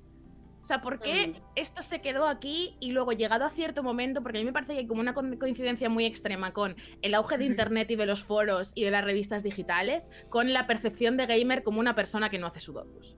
No, creo que estuvimos ahí como súper a punto de casi de construirlo y después se fue todo abajo y me da mucha pena. Yo creo que eso va un poco en relación al tema de la productividad y al tema de la transformación del videojuego como entretenimiento al videojuego como servicio. Están diciendo microtransacciones, efectivamente. O sea, cuando ya el videojuego no es un entretenimiento como un juego de mesa que tú lo sacas, lo tienes guardado y lo sacas y tal, sino que es algo en lo que tienes que estar picando, o que de alguna forma el título, sobre todo los juegos de internet, los juegos de navegador, te obligan a estar picando todo el día. Lo que hablábamos también cuando te hablábamos con Ruiz y con Bego, de gente que se tenía puesto alarmas para llegar a las 2 de la mañana, a las 3 de la mañana, a levantarse y coger ese recurso que en ese momento ese edificio te estaba dando, lo que fuera. Creo que ahí es donde se ha pervertido la relación que tenemos con cierto juego, con cierta forma. Estoy en este retrato del Travian y no me gusta. Como soy yo soy gente. Madre mía, yo odiaba el Travian, de verdad, odiaba el Travian tantísimo porque mi hermano estaba súper enganchado y tenía el ordenador siempre colonizado porque tenía que estar mirando cosas. Madre mía, yo en el Travian me tiene embaneadísima porque fui una de las precursoras de ponerse súper violenta y en plan de queremos avatares femeninos, joder. Y si no me banearon como 4 cuentas distintas, hacía otra y empezaba a abrir estos en el foro, en plan, y al final lo metieron. O sea, hubo por ahí alguna que aguantó más que yo. Y ahí estaba, y yo, avatares femeninos, o sea, es que eso es muy difícil. Y yo, pero ¿cómo va a ser difícil? Quítale la barba a punto, joder, déjame en paz. Claro, es que no es nada opiniones, o sea, dame ahí algo, joder. No. Mientras tú hacías esto, yo estaba haciendo tutoriales de HTML para niñas en Neopets, ¿sabes? Las dos Españas. Las dos Españas, totalmente. Pero es que creo, o sea, creo que a determinadas edades, o sea, si fuiste adolescente en ese momento de el internet de los 2000, creo que tenías que ser una o la otra. No había como punto medio. Sobre ese tema me moló un montón que, bueno, lo pones en el artículo cuando hablaste con Nina Freeman, que a mí me encanta lo que ella hace y además que me parece súper paradigmático de todos estos temas, porque creo que es una persona que en su trabajo ha sabido como canalizar súper bien el tema de la frustración de ser una niña, de que te gusten los videojuegos, de no encontrar del todo cuál es tu sitio ahí, de sentir que te está gustando una cosa que parece que es para ti, pero no es para ti, que estás haciendo otra cosa. Y a mí me gusta muchísimo lo que ella hace y me pareció súper guay, por ejemplo, lo que ella lo comentaba en el artículo, que para muchas niñas fue la puerta de entrada de empezar a interesarse por el tema de la programación. Es que realmente sí que tiene unas consecuencias para la penetración en el tema STEM de mujeres, el hecho de que para ti eso sea una cosa como súper ajena o que no suene tan ajeno, porque se utiliza mucho todo el tema de la tecnología para el rollo de, claro, es que a las mujeres no se les da bien, o es que no lo entiendes, o es que esto es muy difícil para ti, o es que tal, y luego como, no es tan difícil, si es que no, vamos, si es que lo estábamos utilizando para ponernos firmas todo guapas en los foros, me vas a decir que ahora no voy a poder montarme una página web, por el amor de Dios. Esa es la cosa, pero es verdad que era un momento en el que las niñas teníamos como muy poco acceso a como entornos de programación o entornos en los que pudiéramos experimentar con eso. Y realmente una cosa que me sorprendió mucho, porque yo pensaba que las niñas que habíamos aprendido HTML y como movidas con Neopets éramos 4 gatos. Y entonces un día vi a Nina Freeman diciendo, oye, mira, es que yo hago videojuegos porque me customizaba mis páginas de Neopets y de ahí como que me hice una página en GeoCities y de ahí como que empecé a programar, ¿vale? Y como que empecé a buscar y me encontré un número alarmante de mujeres en puestos altísimos de STEM diciendo, no, mira, es que yo aprendí en Neopets, ¿sabes? Y claro, entonces esto es un problema porque es una puerta de entrada alternativa al campo de la programación que se viste como juego de dar de comer a muñecos, pero que en verdad al final lo que menos importaba es eso, y a la hora de preservar esto, ¿qué tienes si no es nuestros testimonios? Cuando yo escribí Historia de los videojuegos feminizados, los foros de Neopets ya habían cerrado, ¿vale? Entonces cuando yo escribí el artículo fue un poco en plan, mira, es que tengo que dejar esto escrito. Tengo que dejar esto escrito porque tiene que haber registro de que esto es lo que hacíamos, ¿no? Y de que esta era como nuestra puerta de entrada a la tecnología. Me parece que como esto hay 120 casos que como son juegos de animalitos y de vestir muñecas, a nadie le importan porque son juegos de mentira y no son gamers. Pero que en realidad, ¿sabes? Son el análogo a cuando los niños ahora se interesan por la programación porque juegan mucho Minecraft. Y ese es como nuestro, ¿sabes? Y a nadie le importa y la mayoría de gente no lo sabe. Yo volviendo, bueno, no sé si esto que estáis de moderadores y nos hemos puesto aquí, no sé si tal, pero por hablar un poco en plan sobre el tema de preservación, que es, imaginamos, no sé si mucha gente, yo pero en plan hablando yo solo, en plan mucha gente estará aquí por esto, solo estoy yo, pero bueno, que sí que me llama, o sea, sí que quería hablar un poco del tema, me da la sensación de que sí que a mucha gente le interesa, porque sobre todo en los últimos 2 años he visto por mucha gente que se hace unos hilos de Twitter ahí en plan de no buscas tú en Google pero no pasa nada, y sobre ahí nadie está haciendo esto, nadie está hablando de esto, entonces sí que me parecía guay a lo mejor hablar un poco de la experiencia que yo he tenido con este asunto y tal. Y bueno, ahora mismo con el tema de, sin meterme mucho en tal, hay como 2 vertientes con el tema de la conservación y preservación de videojuegos.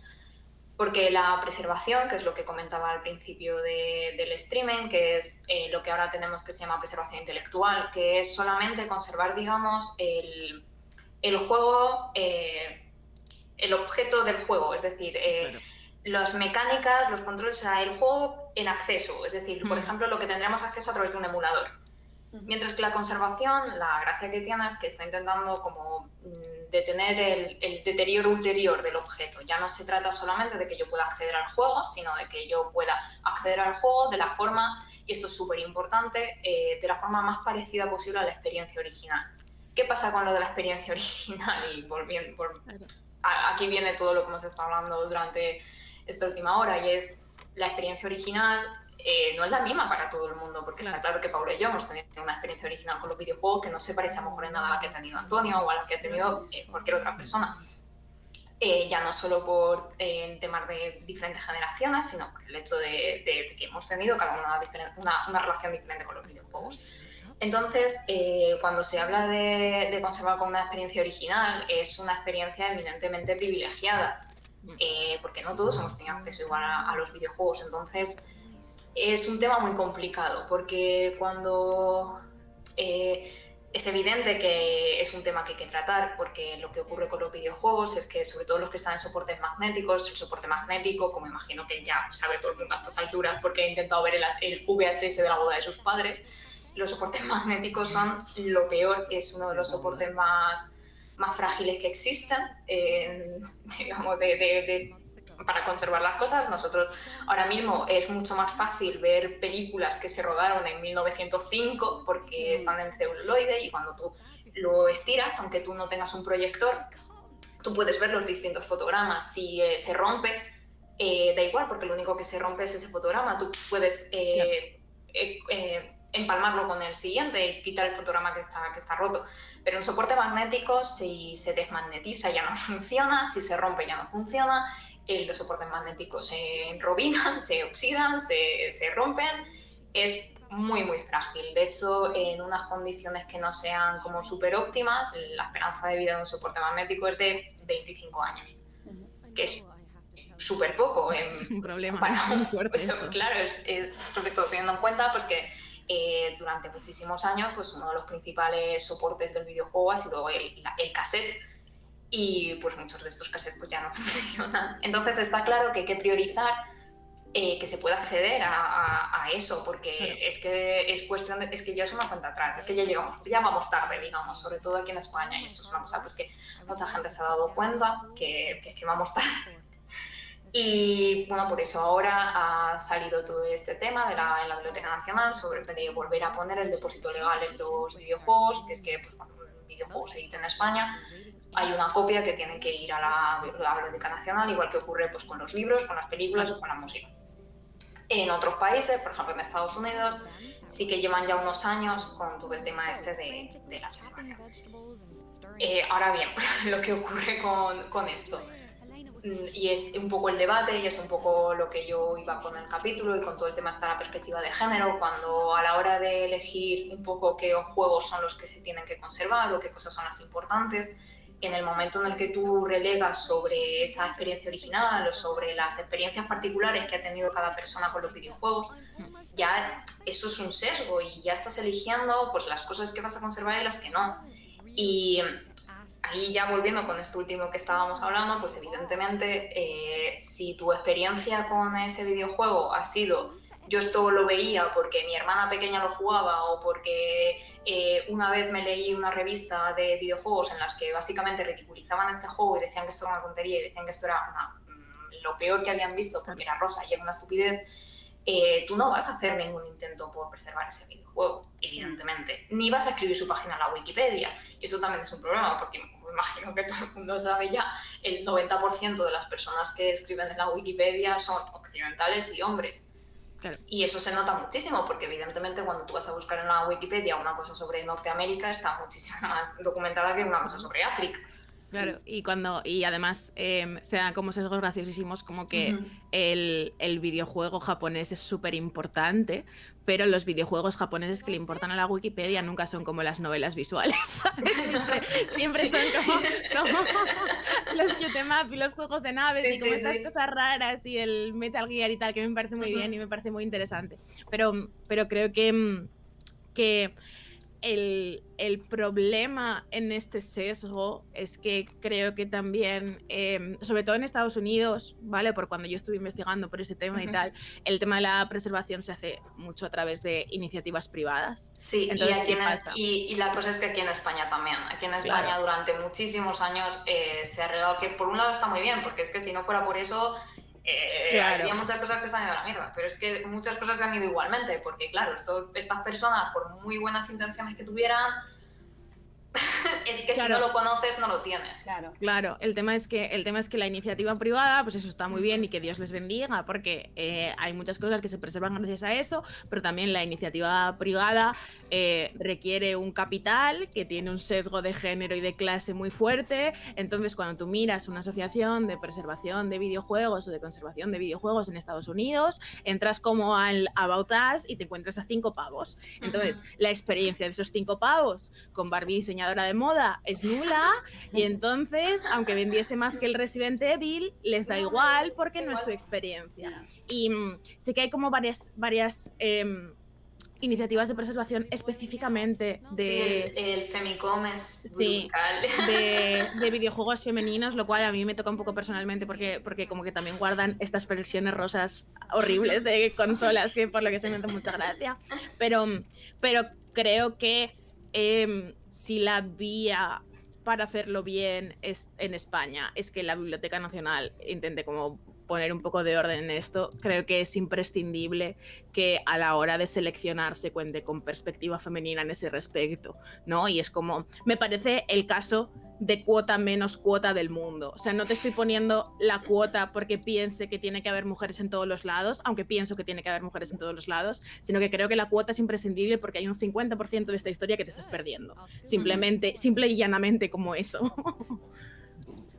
Es que está genial, de hecho, que ahora mismo estés trabajando allí, porque además también nos habla del cambio que se ha dado con respecto a la valoración de los videojuegos, que hasta hace relativamente poco ni siquiera se consideraba como una problemática, y sin embargo ahora vemos con todo el rollo de las loot boxes y demás, como que sí que se ha empezado a regular por fin, porque realmente muchos de los problemas que hay, que tienen que ver con ludopatía, que tienen que ver con el juego, que sabemos que son una de las grandes causas por las que se está trabajando ahora mismo, tienen que ver también con ese mundo de los videojuegos. Y por otra parte, considero que aunque, y esto ya es a título personal, pero no creo que la conservación tenga que deberse a, o sea, la conservación de bienes que son populares, porque al final son cosas que hace la gente para la gente, tenga que estar reducida a que alguien decida o no si va a invertir en ello. Y en ese sentido es muy necesario que la Biblioteca Nacional esté haciendo este trabajo. Y me recuerda un poco, yo tuve la suerte de estar también en Nueva York, fui a una charla que dio Paola Antonelli, que es la conservadora del MoMA, de la parte de diseño, y estaba hablando un poco de todas estas cuestiones y hablaba pues de cómo insertar la perspectiva de género dentro del proceso de conservación, y estamos hablando de hace unos años, o sea que entiendo que hoy en día es todavía más presente. Y tengo curiosidad por preguntarte, Irene, ¿qué haces en tu día a día o sea, como, ¿qué hace una conservadora en la Biblioteca Nacional? Así como más de práctica, bueno, porque la teoría... Yo soy documentalista. Eso. Entonces yo básicamente lo que estoy haciendo ahora sobre todo es investigar para poder datar los... Yo estoy con discos de pizarra y bueno, básicamente estoy investigando para poder datarlos, porque pues lo mismo que va a pasar dentro de unos años con muchos videojuegos, y es que no vamos a, o sea, no tienen ninguna información de ellos, hay veces que la única información que tienen de ellos es la etiqueta. Y claro, lo que ocurre con estos soportes es que en realidad es lo mismo que va a pasar si se deja más tiempo, precisamente por esto, porque pierdes, digamos, las cosas que ahora parecen muy cercanas, se pierde totalmente la perspectiva de cómo van a estar dentro de unos años, cómo de accesibles van a estar. Y hay cosas que es que damos por hecho a veces que todo está en internet y pues, o sea, yo allí tengo que buscar muchas cosas en plan en manuales de estos cortísimos, que es que son cosas que no, en diccionarios especializados de música, estoy por ejemplo con muchísimos tangos y tal, de música que se editó en Argentina en los años 20, y es como, pero es que esto no está en internet, ¿cómo va a estar esto en internet? Por Dios, ¿quién va a escribirlo? Y con esto pasa un poco igual, yo digo lo mismo que estaba comentando Paula, es que es súper importante que escribamos de esto, es súper importante que tomemos un poco la conciencia de que, y esto también es una responsabilidad nuestra, y es evidente que hay una razón por la que no lo hemos hecho, y es que damos por hecho a veces que lo está haciendo otra persona, porque bueno, pues siempre hay un señor que está al cargo de las cosas. Y pues lo mismo que pasa volviendo al Assembly with Care, ¿no? Que hay que entender que hay herramientas que creemos que no, pero es que ya las tenemos, y son cosas que es que hay que arreglarlas y las tenemos que arreglar nosotras, y no podemos esperar a que venga otra persona a arreglarlas. Y si nosotras tenemos una experiencia que hemos tenido y que ha sido importante para nosotras, lo tenemos que documentar y tenemos que hacerle saber a la gente que eso es lo que hemos vivido y que eso ha sido importante, porque dentro de unos años, cuando alguien en la Biblioteca Nacional está haciendo el mismo trabajo que estoy haciendo yo con los discos de pizarra de 1924 y lo esté haciendo con los videojuegos que se conservan, porque también se va a hacer con los videojuegos digitales, que bueno, aquí todavía no hay un proyecto consolidado, pero en Estados Unidos, por ejemplo, sí que la Library of Congress sí que lo tiene en marcha, de conservar videojuegos digitales. Cuando esa persona tenga que datarlos y tenga que explicar cosas sobre ellos, va a buscar en internet, y no podemos permitir que lo que encuentre en internet sea el vídeo del videogame, ¿cómo se llama este señor? El Angry Video Game Nerd, diciendo que Barbie diseñadora de moda es un juego súper estúpido y súper tonto que no sirve para nada. Tenemos que hacer más ruido que eso y hablar de esas historias y de esas cosas, porque ya hay dentro del tema de la documentación, ya está en marcha y esto ya está ocurriendo. O sea, esto es una cosa que ya es el presente, y es que ya se tienen en cuenta las fuentes de los tweets y los blogs y todo eso, ya son fuentes de documentación y son fuentes bibliográficas que se están utilizando ya, y tenemos que ser súper conscientes de eso, de que lo tenemos que escribir nosotras, no lo va a escribir nadie por nosotras, porque si dejamos que otra persona lo escriba, no nos va a gustar lo que va a poner. Me encanta que volvemos circularmente al concepto de responsabilidad. Claro. Yo personalmente, precisamente propuse una sección en Eurogamer hace poco, que solo he hecho un texto de momento sobre los Sims 2 de Nintendo DS, que es un juego que no he visto cubierto en medios de comunicación nunca. Madre mía, mi madre estaba eso. Este es el mejor juego del mundo. Madre mía, el del hotel, eso es genial. Es un juego totalmente absurdo que coge la licencia de los Sims y se hace un Twin Peaks con él por ningún motivo en particular. Es como, ¿por qué han hecho esto? ¿No? Pero a mí me surgió como un poco esta cosa de que en Eurogamer yo tengo fundamentalmente compañeros masculinos, y entre periodistas de videojuegos surge mucho como la cosa de cuando yo tenía 10 años y jugaba al, ¿vale? Y suele pasar que yo identifico todos sus juegos de la infancia, pero ellos nunca identifican ninguno de los míos, ¿no? Y entonces yo le propuse a Josep María Sempere, que es el director de Eurogamer, yo le dije, oye, mira, me molaría hacer una sección en la cual en la cual todos rejugamos nuestros juegos de infancia, ¿sabes? En plan, pero como que fundamentalmente quería hacerlo yo porque era un poco como mi proyectito.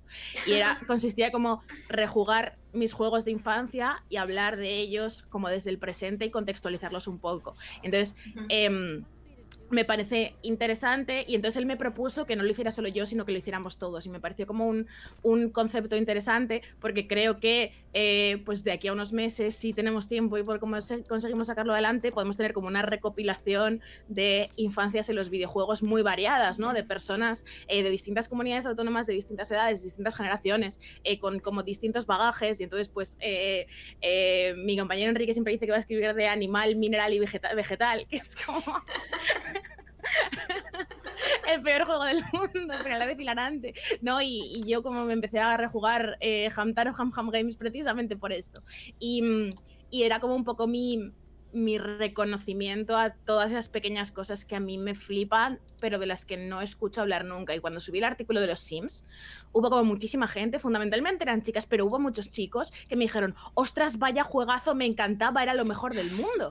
Y yo dije, claro, pero esta conversación no la hemos tenido nunca antes, ¿sabes? O sea, yo nunca antes había hablado con nadie de este juego. Porque no se considera como dentro del plano de los juegos que se cubren y se respetan. Y no sé, o sea, tengo como mucha ilusión por esto, luego a ver cuánto tiempo tengo para como realmente aportar, pero me gustaría que en unos años hubiera como mi recopilación de juegos que no le interesan a nadie, pero de los que voy a escribir igualmente porque es mi trabajo. Pero me parece...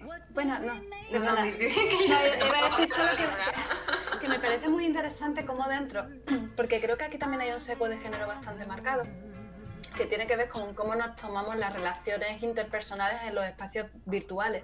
Y creo que dentro de la comunidad femenina, gamer y tal, parte, igual que en el resto de las cosas, desde los cuidados, desde el apoyo y de decir, del reconocimiento de yo también he jugado a esto y generar comunidad.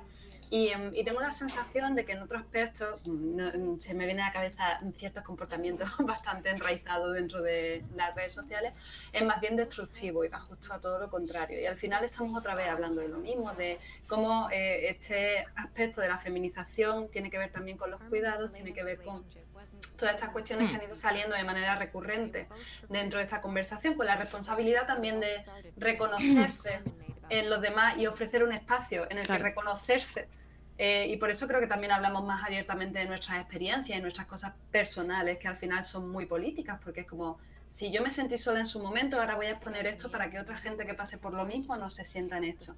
Y por eso no se sienta sola, y por eso nos visibilizamos tanto, y también visibilizamos tanto las violencias que sufrimos, porque es necesario, y porque nosotros hemos generado esa comunidad de cuidado que espero que se traslade también a otros espacios. Era un apunte. No sé si te he interrumpido, Irene, iba a decir otra cosa. No, era, claro, ya me iba en plan a otro tal, que es sobre otra cosa que es también muy problemática, que tiene que ver con lo que ha comentado Paula, de lo que conocían sus compañeros y demás, que es un término súper polémico y súper complicado, que es el tema del clásico. Porque Claro. el término clásico es una cosa que hay que entender, que eso es un valor añadido, es un término que, bueno, esto es una frase de Melanie Swalwell, que es en plan como la diosa del tema de la conservación, y ella dice que es un término que opera retóricamente, o sea, es un valor que se atribuye a posteriori, y cuando se habla de clásicos hay que tener súper claro de lo que se está hablando, y es que no es un juego que sea un clásico por mérito propio, los juegos son clásicos porque los convierten en un clásico, y los convierten en un clásico el hablar de ellos, el que reciban cierto tratamiento, y es así como se conforma un clásico. Entonces, a veces se habla de esto, de, bueno, es que este juego ha pasado a la posteridad porque es un clásico, y es como... Es un invento de la burguesía.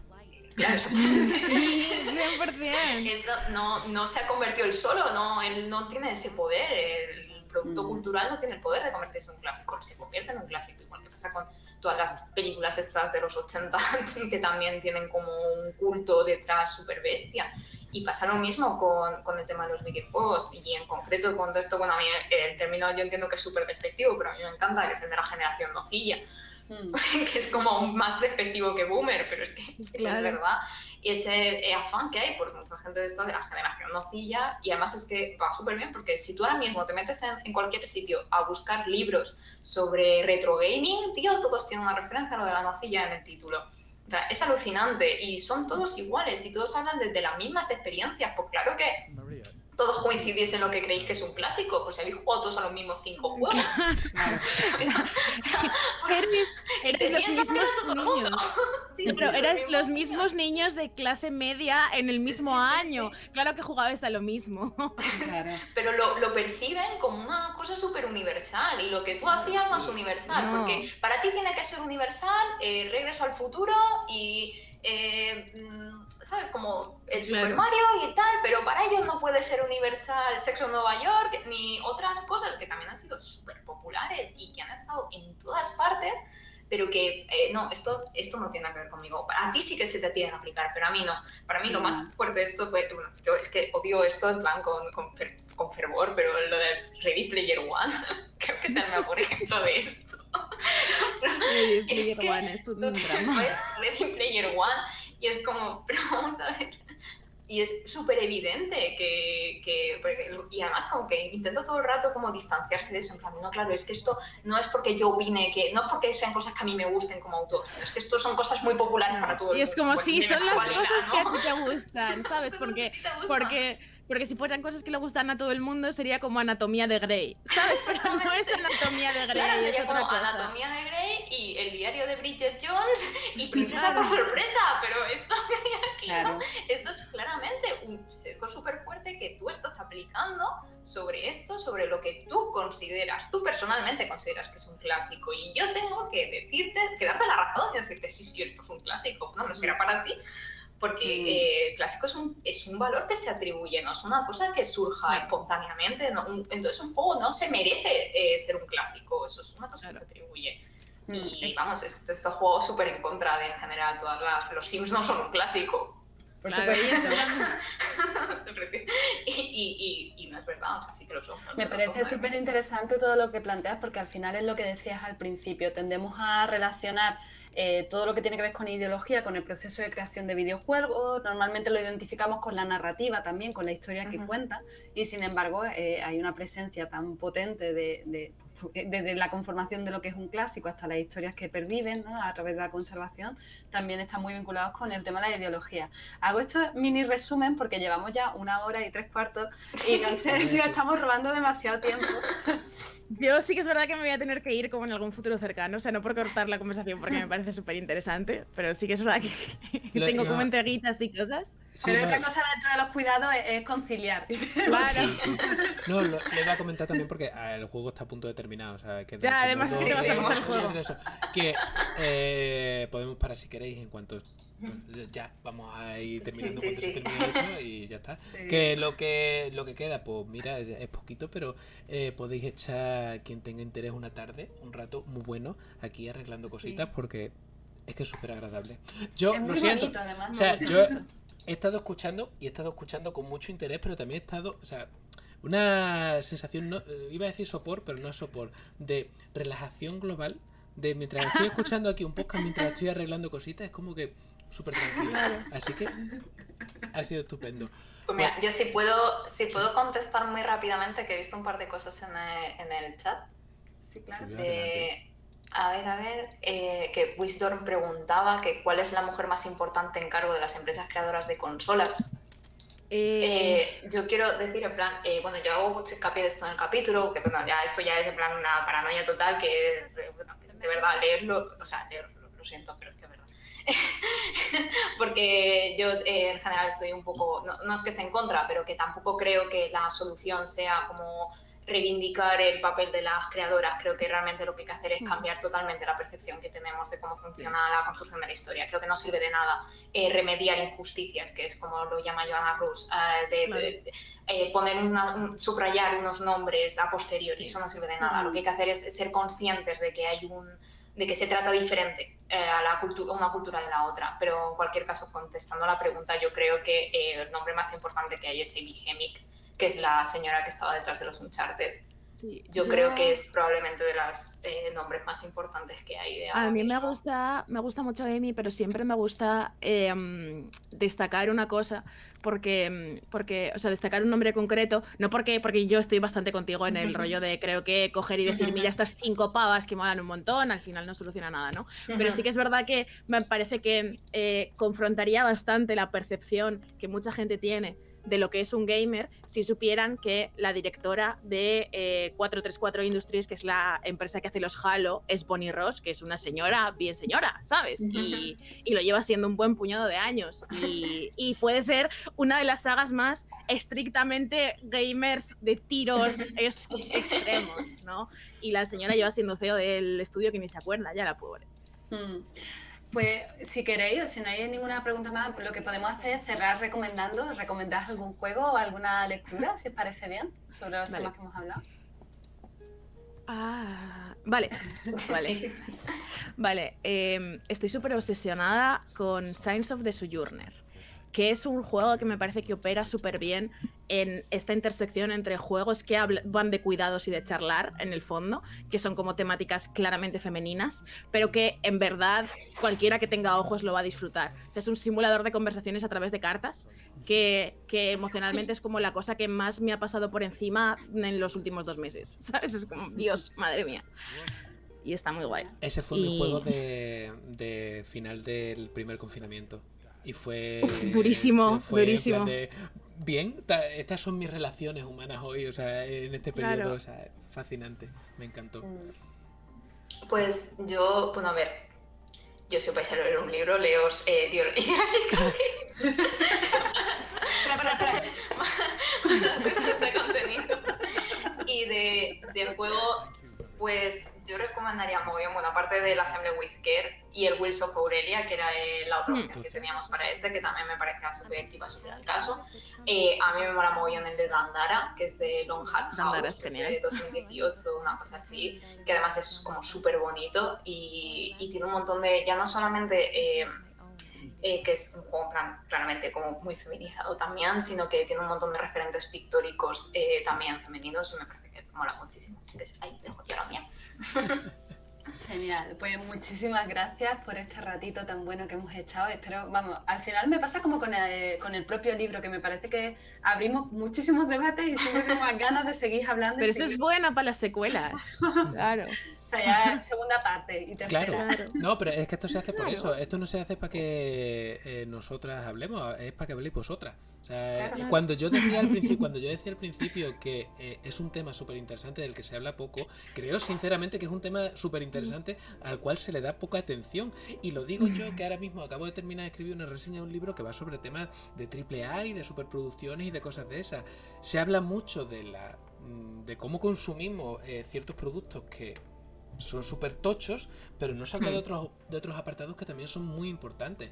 Y eso pasa con todo. Y me parece genial que Irene haya escrito ese capítulo, que Paula también haya trabajado sobre esto y que sigáis haciéndolo, porque es que es necesario, hace falta. Muchas gracias. Sí, y que hoy estéis aquí echando la tarde con nosotros. Muchísimas gracias por vuestro ratito y por A vosotros compartir. por montarlo. Pues un placer.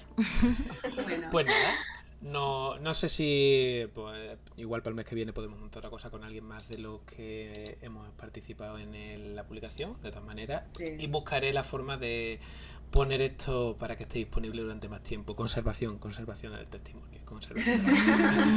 y nada, recordad seguir el trabajo tanto de Irene como de Paula, que no tiene desperdicio. Muchísimas gracias por todo. Muchas Nos vemos. gracias. Adiós. Hasta luego. Hasta luego. Chao.